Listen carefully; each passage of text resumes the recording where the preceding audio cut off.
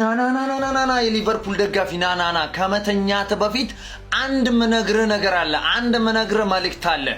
ይሄ ነገር ይታያል እዚህ ጋር ነገ ኤምሬት ላይ ከባድ ጨዋታ ነው ያለው፣ አርሰናል ከማንቸስተር ዩናይትድ። ስለዚህ ምን ትጠብቃለህ? የነገውን ጨዋታ የግድ ለራስ ስትል ከአርሰናል ጎን ቁጭ ብለህ ትቋጥረዋለህ። አይገልጾም፣ ትቋጥረዋለህ በቃ።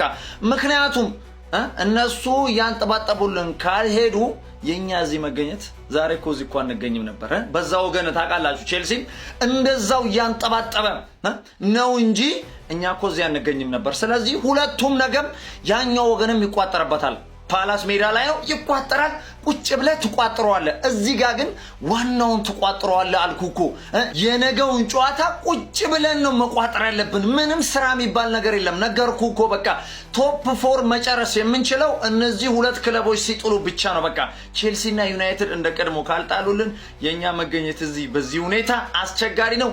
ስለዚህ ነገ የቋጠሮ ቀን ታውጇል። ይመቻችሁ።